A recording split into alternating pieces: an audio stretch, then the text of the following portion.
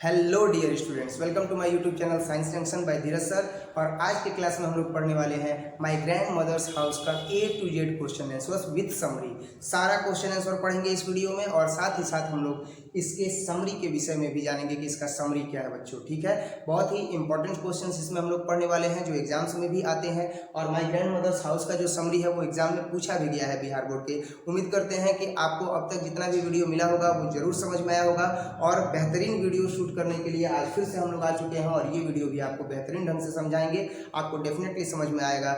आप बने रहिए अंतिम तक। और अब हम लोग देखेंगे माय ग्रैंड मदर्स हाउस जो लिखा गया है कमला दास जी के द्वारा, और इस चैप्टर का जो है वो टोटल हम लोग क्वेश्चन आंसर देखेंगे बच्चों। तो सबसे जो पहला क्वेश्चन है इसका ट्रू एंड फॉल्स है। अकॉर्डिंग टू योर बुक जो है वो हम लोग पढ़ेंगे। And according to your book your questions is B1 write T for true and F for false statement, यानी कि जो है वो सत्य कथन के लिए T लिखना है और गलत कथन के लिए जो है वो फॉल्स लिखना है। So the question is the women of the house is alive, क्या उस घर की महिला जो है वो जीवित है? गलत, ये फॉल्स है बच्चों। तो आप देख सकते हो कि यहाँ पर जो है वो फॉल्स बताया गया है। क्लियर बच्चों। Next your question is the snakes were seen in the house, क्या जो सांप है वह उस घर में देखे जाते हैं? सांप का आशय क्या है कि वहाँ सांप लौटता है, जिक्र किया गया है पोएम में। ये क्या है? True. The speaker read the books with great interest, जो स्पीकर हैं जो लेखिका हैं, लेखिका कौन थी? तो कमला दास जी। तो क्या जो कमला दास जी हैं वो रुचि ले लेकर के और किताबों को पढ़ा करती थी? नहीं, क्योंकि उनको ऐसा लगता था कि किताबें जो है वो सांप की तरह हैं और वो उनको डस लेंगी, है ना। तो किताबों को वो नहीं रुचि से पढ़ा करती थी। तो the speaker read the books with great interest, ये फॉल्स है बच्चों। तो ये जो हो जाएगा ये फॉल्स होगा। ये ट्रू है लेकिन ये हो जाएगा फॉल्स। वह रुचि से नहीं पढ़ा करती थी क्योंकि वह छोटी थी। तो जब छोटी थी तो वह उसे अच्छे तरीके से नहीं पढ़ती थी। The speaker wished to peep through the windows, जो स्पीकर है वह इच्छा व्यक्त करती हैं कि वह खिड़की से भी जो है वह उस घर को झांके, ऐसा कुछ भी नहीं है। ये जो है वो फॉल्स स्टेटमेंट है। Answer the question briefly. अब जो है वो हम लोग नेक्स्ट क्वेश्चन देखेंगे। And the next question is B2 answer the question. Answer the questions briefly, निम्नलिखित प्रश्नों के जो उत्तर है वो स्पष्ट शब्दों में दें। And your question number 1 and your question number is and your next question is who is I in the second line of the poem. इस कविता के द्वितीय पद में आई किसके लिए आया है? तो I is the speaker, the poet. I जो है वो आया है स्पीकर के लिए, कवित्री के लिए, कमला दास जी के लिए। In the second line of the poem, इस कविता के द्वितीय पंक्ति में। Where did the speaker once receive love. Question number 2 है कि वेयर डिड द स्पीकर, कहाँ जो स्पीकर है वंस रिसीव लव, कभी प्रेम प्राप्त किया करती थी। तो इसका जवाब होगा बच्चों कि the speaker once receive the love, जो स्पीकर है वह प्रेम को प्राप्त किया करती थी। तो कहाँ प्रेम को प्राप्त किया करती थी? अपने ग्रैंड मदर्स हाउस में। तो जवाब यही होगा कि the speaker once receive the love, जो स्पीकर है जो कवित्री है वह प्रेम को प्राप्त करती हैं। इन अ हाउस, घर में, where she lived with her grandmother in the past, जहाँ वह अपनी दादी माँ के साथ पास्ट में रहा करती थी, यानी कुछ समय पहले रहा करती थी। Why did the house go into silence, वह घर अब चुप्पी में क्यों चला गया है? ये आपका अगला प्रश्न है, क्वेश्चन नंबर 3। इसका जवाब है कि the house went into silence, जो हाउस है वो साइलेंस में चला गया है, वो चुप्पी में चला गया है। because the woman who used to live there was dead, क्योंकि वह महिला जो वहाँ रहती थी उनकी मृत्यु हो गई है। वह जो है वह स्वर्ग सिधार चली गई है, उनकी मृत्यु हो गई है, इस वजह से अब वह घर चुप्पी में है। चुप्पी में रहने का मतलब कि अब जो कवित्री है कमला दास जी, उनको उस घर में कोई पूछता नहीं है, कोई बुलाता नहीं है। Why was the speaker unable to read the books? देखिए यहाँ पर आ गया ना कि जो स्पीकर है वह किताबों को पढ़ने के योग्य नहीं थी, है ना। तो वहाँ पर जो है वो क्या था? वो फॉल्स स्टेटमेंट था कि वह किताबों को पढ़ने में ज़्यादा इंटरेस्टेड थी। ये फॉल्स स्टेटमेंट था, इसी वजह से मैंने वहाँ पर फॉल्स लिखा था। तो आपको भी जब PDF मिलेगा तो उसको आप फॉल्स कर लीजिएगा। Why was the speaker unable to read the books? जो स्पीकर है वह क्यों किताबों को पढ़ने में जो है वो अयोग्य थी? तो जवाब है कि the speaker was unable to read the books, जो स्पीकर है वह किताबों को पढ़ने में, जो कवित्री है वह किताबों को पढ़ने में अयोग्य थी। अयोग्य थी मतलब उन्हें जो है वो समझ में नहीं आता था, उन्हें उस पुस्तक के बारे में नहीं समझ में आता था, क्योंकि because at that time she was too young, क्योंकि उस समय वो बहुत ज़्यादा छोटी थी, टू रीड, किताब को पढ़ने के लिए। कैसे अब हम लोग पढ़ रहे हैं तो हम लोग बड़े हो गए हैं, हमारे ऊपर जिम्मेवारी है, हमें एग्जाम की जो है वो तैयारी करनी है, एक एक वीडियो में जो है वो एक एक पूरा एक्सरसाइज ही कंप्लीट कर दे रहे हैं, तो टारगेट लेकर के चल रहे हैं, क्योंकि हमारे ऊपर बर्डन है, एग्जाम आने वाला है, तो एक बार में जो है वो एक एक चैप्टर पढ़ेंगे, पूरा याद कर लेंगे, तो इससे क्या होगा, इससे ये होगा कि जब एग्जाम आएगा तो उसमें जब हम लिखेंगे तो एकदम रैपिडली लिखेंगे, एफिशिएंसी हमारी अधिक होगी लिखने की, और इस प्रकार से हम नंबर अच्छा लेकर के आएंगे बच्चों। तो इससे ये पता चलता है ना कि जब कोई एक जिम्मेवार व्यक्ति होता है तो वो कार्य को बेहतरीन ढंग से संपादित करता है, लेकिन अब एक बच्चे को किताब थमा दिया जाए और उस पर बर्डन दिया जाए कि नहीं तुम पढ़ो पढ़ो पढ़ो, तो वो नहीं पढ़ेगा, है ना। तो इस प्रकार से यहाँ पर भी जो है वो यही प्रश्न था कि आखिर जो है वो स्पीकर जो है वो पुस्तक को पढ़ने के लिए क्यों अनेबल थी। तो इसका जवाब यही है कि the speaker was unable to read the books because at that time she was too young to read. उस समय जो कवित्री हैं, उस समय कवित्री कमला दास जी जो है वो बहुत छोटी थी, इस वजह से वह किताबों को पढ़ने के योग्य नहीं थी, है ना। द स्पीकर वाज अनेबल, जो कवित्री है वो अनेबल है, वो अयोग्य है टू रीड बुक्स, यानी किताबों को पढ़ने के लिए, टू रीड द बुक्स, किताबों को पढ़ने के लिए, बिकॉज क्योंकि एट दैट टाइम, क्योंकि उस समय, सी वॉज टू यंग, क्योंकि वह उस समय बहुत छोटी थी, टू रीड, पढ़ने के लिए। Why did the speaker often wish to go to that house? जो स्पीकर हैं, जो कवित्री कमला दास जी है, वह क्यों इच्छा प्रकट करती है वहां जाने के लिए। The speaker often wish to go to that house, जो स्पीकर है, जो कमला दास जी हैं, वह इच्छा प्रकट करती हैं उस घर में जाने के लिए, बिकॉज क्योंकि इन दैट हाउस, उस घर में, she felt her grandmother's memory, वह महसूस करती हैं अपने ग्रैंड मदर्स के मेमोरी को, अपने दादी माँ के यादों को उस घर में वह महसूस करती हैं, इसलिए वह उस घर में जाना चाहती हैं। Her grandmother lived there and died in the house, उनकी जो दादी माँ है वहीं रहा करती थी और उनकी मृत्यु हो गई है। She also lived with her grandmother, वह हमेशा ही अपने दादी माँ के साथ वहाँ रही है, in her childhood days, अपने बचपन के दिनों में। कमला दास जी जो हैं वो अपने बचपन के दिनों में जो है वो अपने दादी माँ के साथ रही हैं, इसी वजह से वह जो है वो अपने दादी माँ के घर जाना चाहती हैं, एक बार फिर अपनी दादी माँ के घर जाना चाहती हैं जब उनकी मृत्यु हो गई है। जो अगला प्रश्न है बच्चों वो आपके लिए है 6 नंबर कि why was the speaker proud of living in that house, क्यों जो स्पीकर हैं, क्यों जो कवित्री हैं, वह उस घर में रहना जो है वो गर्व की बात समझती है, यानी कि वो जो है उस घर में रहना ही गर्व समझती हैं। Why was the speaker proud, क्यों जो कवित्री है उन्हें प्राउड होता है, गर्व होता है of living in that house, उस घर में रहने पर। इसका जवाब है बच्चों कि the speaker was proud of living, जो स्पीकर है वह वहाँ रहना गर्व की बात समझती हैं, इन दैट हाउस, उस घर में, बिकॉज क्योंकि in that house she received love for a long time, क्योंकि उस घर में वह एक लंबे समय से स्नेह प्राप्त करती रही हैं, अपनी दादी माँ का स्नेह प्राप्त करते रही हैं, इस वजह से वह उस घर में रहना जो है वो गर्व का विषय समझती हैं, यानी उन्हें गर्व महसूस होता है।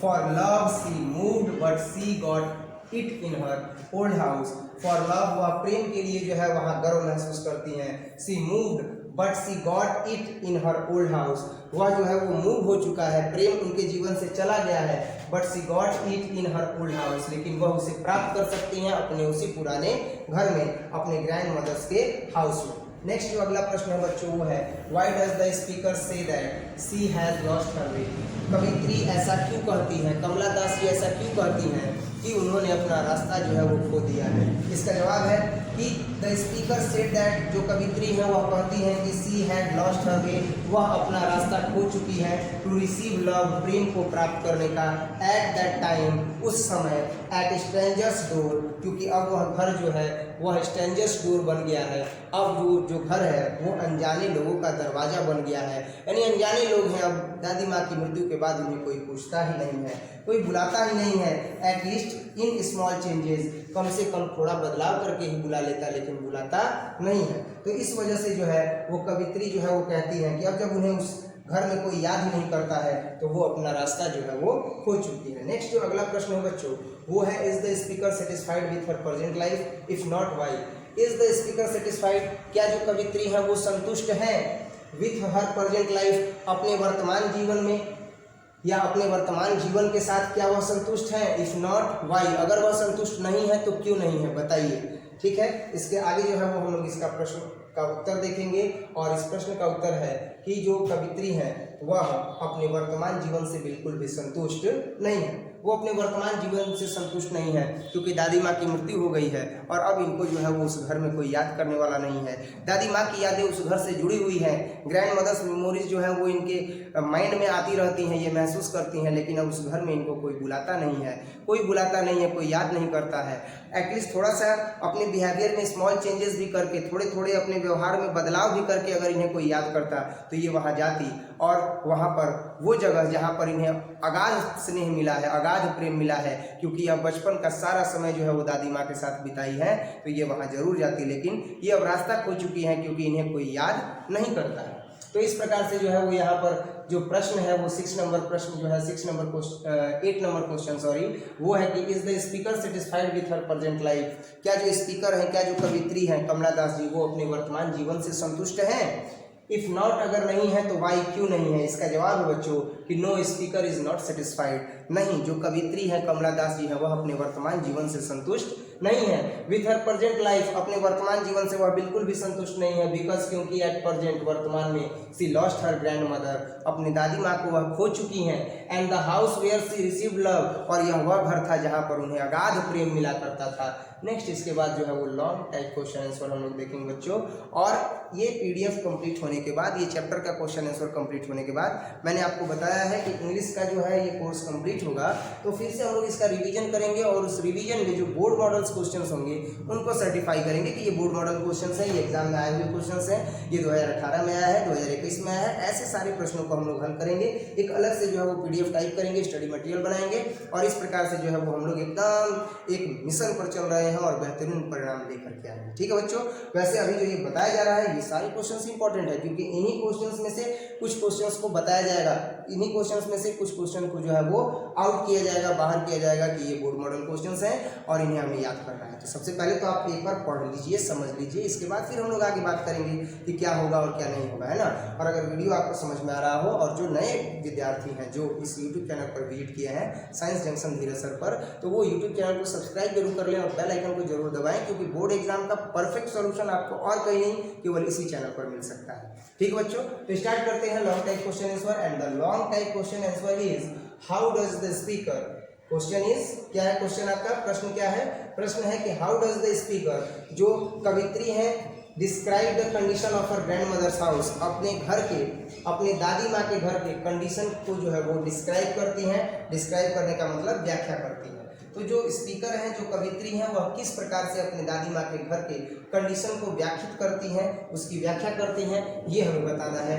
How does the speaker describe, किस प्रकार से जो कवित्री है वह व्याख्या करती है the condition of her grandmother's house, अपने दादी माँ के घर के यथा स्थिति का। Does it resemble to the house of any of your acquaintances, क्या यह घर जो है वह रिसेंबल हो सकता है आपके कुछ प्रयासों से? इसका जवाब है कि the speaker who is the poet of this poem, जो कवित्री है इस कविता की, has written about the condition of her grandmother's house, उन्होंने अपने दादी माँ के घर के कंडीशन के बारे में लिखा है। सी हैज डिस्क्राइब्ड, वह व्याख्या करती हैं कि the condition of her grandmother's house, कि उनके दादी माँ के घर की जो स्थिति है, is in a hopeless condition, वह आशा विहीन स्थिति में है। सी टोल्ड दैट, वह कहती हैं कि the windows of the house where the grandmother used to live, वह विंडोज, वह खिड़की उस घर की जहाँ दादी माँ उपयोग करती हैं रहने का, वर टू शॉर्ट, वह छोटा हो गया है। That air and sound could not come, कि वहाँ की ध्वनि और वहाँ से वायु भी जो है वह मेरे पास अब नहीं आती है। यानी दादी माँ की मृत्यु के बाद वह दादी माँ जहाँ रहती थी जिस घर में, उस घर की खिड़की भी इतनी छोटी हो गई है कि अब वहाँ से हवा और ध्वनि भी नहीं आती है, अर्थात कोई खोज खबर भी नहीं आता है। ये चीज़ जो है वो बताती है कौन? तो कमला दास जी बताती हैं बच्चों।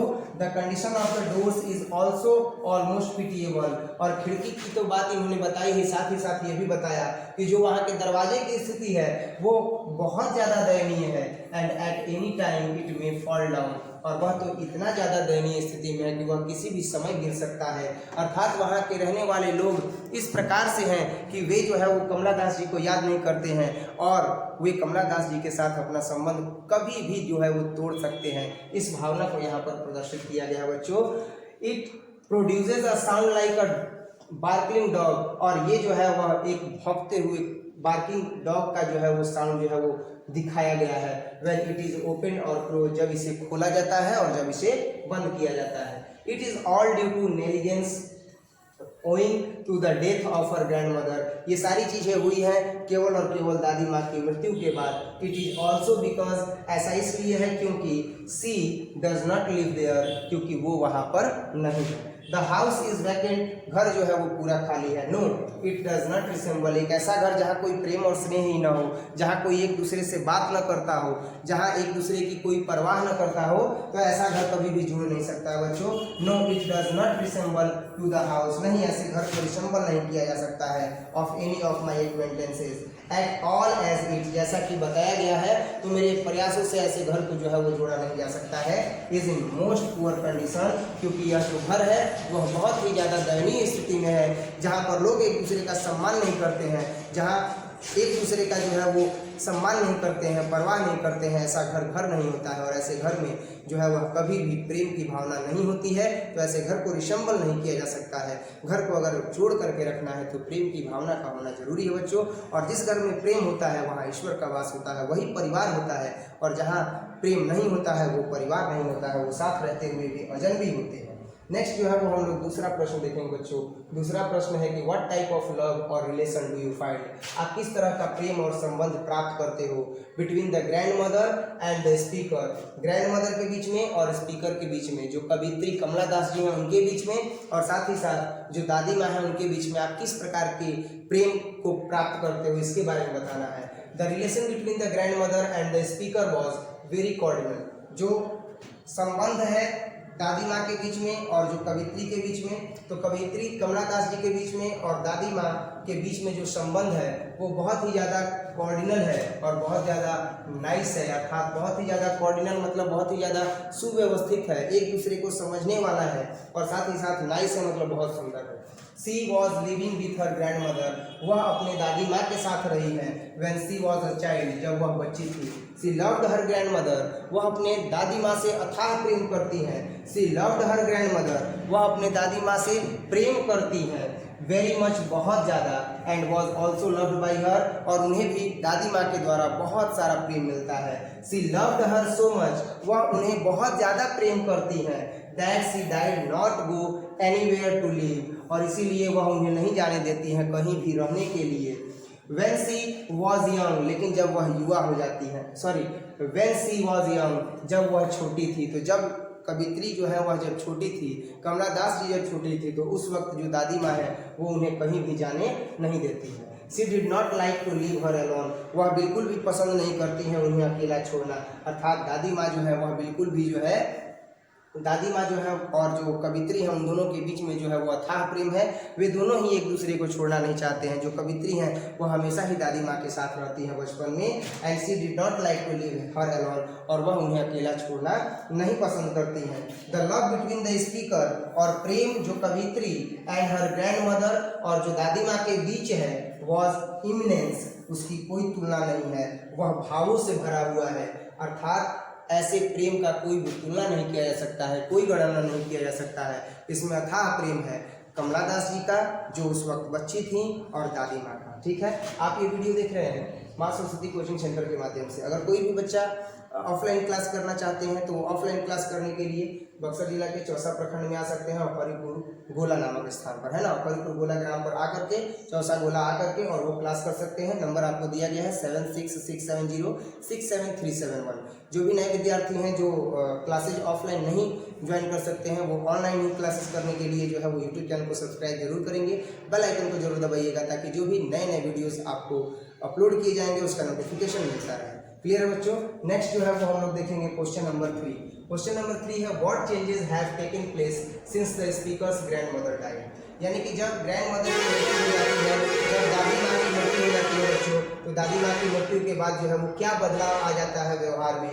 What changes have taken place, क्या बदलाव स्थान ले लेते हैं since the speakers grand mother died, जैसे ही दादी माँ की मृत्यु हो जाती है, जैसे ही कवित्री कमला दास जी की दादी माँ की मृत्यु हो जाती है तो किस प्रकार का बदलाव जो है वो स्थान ले लेते हैं। जवाब है कि when the speakers grandmother died, जब स्पीकर्स की दादी माँ की मृत्यु हो जाती है, so many changes have taken place, तो बहुत सारे बदलाव स्थान ले लेते हैं। आफ्टर हर डेथ, उनकी मृत्यु के बाद। Nothing left behind in the house, अब उस घर में कुछ भी बचा हुआ नहीं है। The house became dark and wild animals, जो घर है वह अंधेरा हो चुका है, अंधियारे में भर चुका है, और वाइल्ड एनिमल्स से जो है वो wild animals used to move inside, और अब वहाँ पर जो है वो वाइल्ड एनिमल्स घूमते हैं। वहाँ के लोगों के व्यवहार को बताया गया है कि वहाँ के जो लोग हैं वो अब अपने व्यवहार में परिवर्तन कर दिए हैं, अर्थात उनका व्यवहार जंगली हो गया है, आपस में लड़ते झगड़ते रहते हैं और इनको अब कोई याद नहीं करता है। ये उस घर में जाती ही नहीं है, वहाँ की खिड़की इतनी छोटी हो गई है कि वहाँ से न तो हवा और न तो ध्वनि इनके पास आती है, अर्थात कोई भी इनकी खोज खबर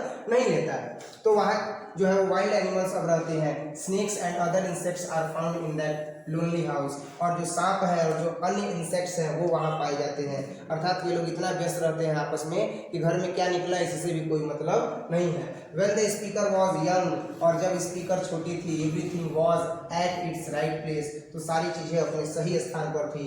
but when her grand mother died, everything because scattered, living behind N unusual silence, लेकिन जैसे ही उनकी दादी माँ की मृत्यु हो गई तो दादी माँ की मृत्यु के बाद सारी चीज़ें जो है वो इधर उधर बिखरी हुई पड़ी है, living behind N unusual silence, और सब वैसे ही पड़ी हुई हैं और एक चुप्पी को धारण किए हुई है।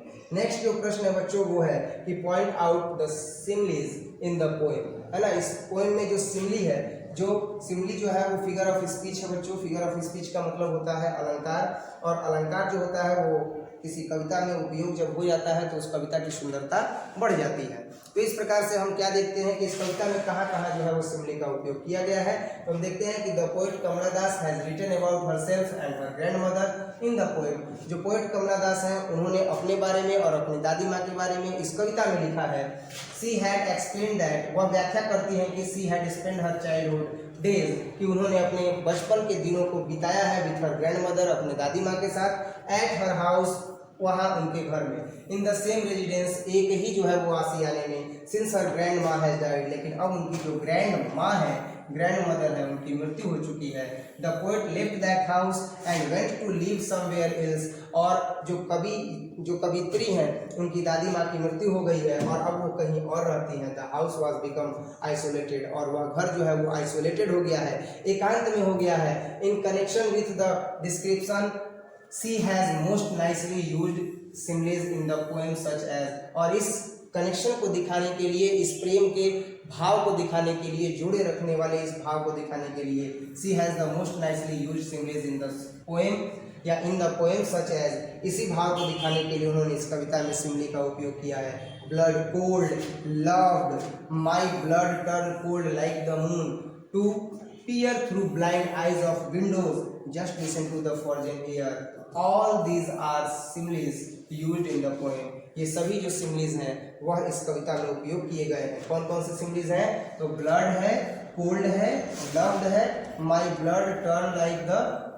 Moon, my blood turn cold like the moon, to peer through blind eyes of windows, and next is the just listen to the frozen air. और ये जो है वो सिमिली है जो इस कविता में उपयोग किया गया है। अब हम लोग अपने अंतिम पड़ाव पर आ गए हैं बच्चों, और अब हम लोग जो है वो समरी देखेंगे इस कविता का।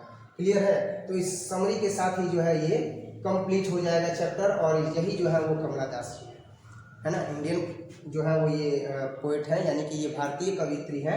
और अब जो है वो इस कविता का पूरा जो है वो हम लोग समरी देखेंगे। तो समरी आखिर पूछता कैसे है बच्चों, इस पर जो है वो हम लोग चर्चा करेंगे। ये बोर्ड मॉडल क्वेश्चन है। बोर्ड मॉडल क्वेश्चन का मतलब आप समझ ही रहे हो कि ये एग्जाम में आ सकता है, और ये 2009 में भी जो ये आया हुआ है ना। तो अब हम देखते क्या है कि give in short the summary of the poem, इस कविता का जो है वो सारांश लिखिए। माई ग्रैंड मदर्स हाउस, जिस कविता का नाम क्या है, माई ग्रैंड मदर्स हाउस है। या क्वेश्चन पूछने का दूसरा तरीका क्या होगा कि write a short note on the poem my grandmother's house, एक जो है वह लघु टिप्पणी लिखिए किस पर, तो माई ग्रैंड मदर्स हाउस पर, मेरे दादी माँ के घर पर। अब हम लोग देखेंगे इस कविता का समरी बच्चों, और समरी जो है वो अब हम लोग पढ़ेंगे और देखते हैं कि समरी में क्या बताया गया है। क्लियर है?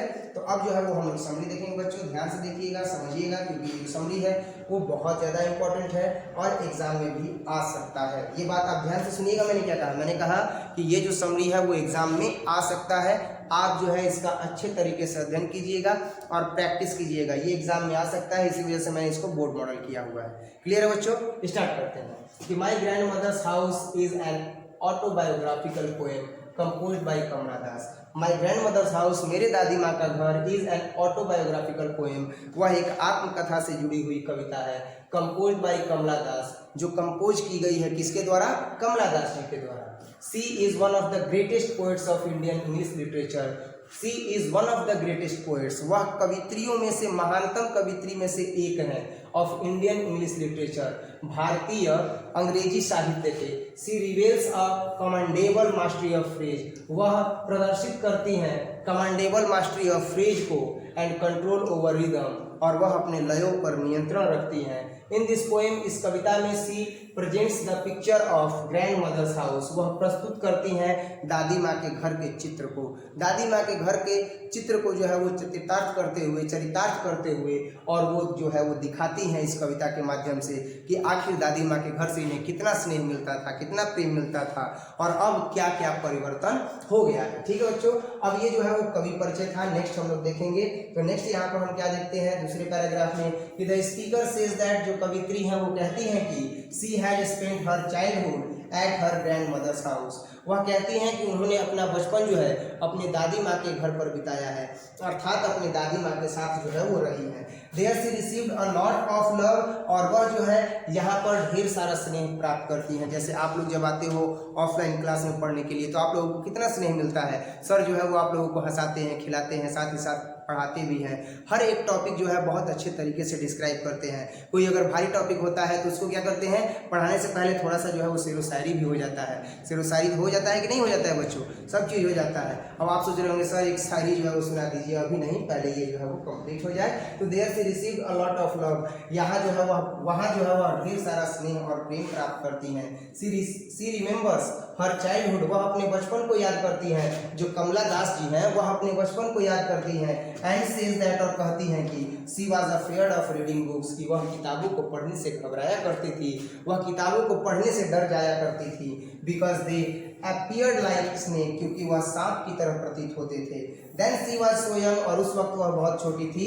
That she was unable to read them, और उस वक्त वह उन्हें पढ़ने योग्य भी नहीं थी, वह उन पुस्तकों को अच्छे तरीके से पढ़ भी नहीं पाती थी। Her blood turn cold like the moon, और जब पुस्तक इनके हाथ में आता था तो इनका जो रक्त का संचार होता था वह कोल्ड लाइक द मून, यानी कि वह मून की तरह जो है वह कोल्ड हो जाता था, यानी एकदम रक्त प्रवाह जो है वो शीतल पड़ जाता था, ठंडा पड़ जाता था। नेक्स्ट जो है वो हम लोग देखेंगे बच्चों तीसरा पैराग्राफ, और तीसरे पैराग्राफ के साथ ही जो है वो ये चैप्टर कंप्लीट हो जाएगा। और यही जो है वो कमला दास जी है।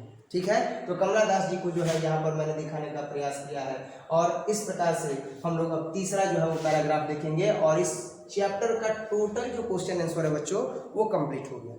ठीक है, तो अब उम्मीद करते हैं कि आपको अच्छे तरीके से समझ में आया होगा। खैर, तीसरा जो है वो पैराग्राफ हम लोग देखेंगे। तो तीसरा पैराग्राफ है कि the speaker is not satisfied with her present life. जो स्पीकर है, जो कमला दास जी हैं, जो स्पीकर है कमला दास जी, ये कमला दास जी अपने वर्तमान जीवन से जो है वो बिल्कुल भी सेटिस्फाइड नहीं है, संतुष्ट जो है वो नहीं है। She has had no occasion to go there, अब उनके पास कोई अवसर ही नहीं है वहाँ जाने के लिए। She often thinks of going there, वह प्रायः सोचा करती है वहाँ जाने के लिए। And peeping through the windows, और खिड़कियों से जो है वह आवाज़ करना चाहती हैं। जैसे छोटा सा बच्चा खिड़की से जो है वो झांकता है, आवाज़ करता है, तो यह पीपिंग करना चाहती हैं। She wishes to listen to the frozen air which is tied to that house, यह उस हवा की कलकल ध्वनि को सुनना चाहती हैं जो उस घर से होते हुए आता है।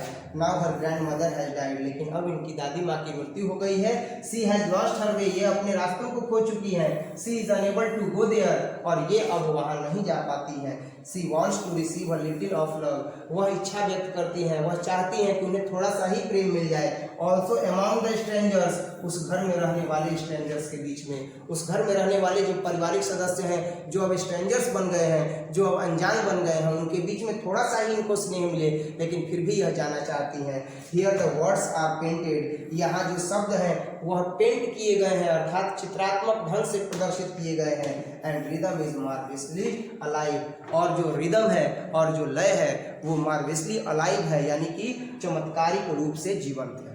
तो इस प्रकार से जो है वो हम लोगों ने जो है वो ये माय ग्रैंड मदर्स हाउस का सारा क्वेश्चन आंसर जो है वो हम लोगों ने पढ़ लिया बच्चों। आप जो है वो देख रहे हो ये पूरा कंप्लीट जो वीडियो है वो हम लोग शूट कर चुके हैं। और अब जो है एक चीज़ मैं आप लोगों को बता देना चाहता हूं कि आप जो ये वीडियो देख रहे हो वो देख रहे हो मां सरस्वती कोचिंग सेंटर के माध्यम से। और अब जो है वो हम लोग ये वीडियो यहीं पर कंप्लीट कर लिए हैं, तो वीडियो को करेंगे बंद। लेकिन जो भी नए विद्यार्थी हैं, मेरे जाने से पहले आप लोग यूट्यूब चैनल को सब्सक्राइब जरूर कर लीजिएगा, बेल आइकन को जरूर दबाइएगा, और जो भी आपके फ्रेंड्स हैं आप उन फ्रेंड्स तक भी इसको शेयर जरूर कीजिएगा। और साथ ही साथ अगर वीडियो अच्छा लगा हो तो लाइक कीजिएगा, शेयर कीजिएगा और कमेंट जरूर कीजिएगा कि वीडियो कैसा लगा है। इसके बाद हम लोग मिलते हैं अगले क्लास में, तब तक के लिए जय हिंद।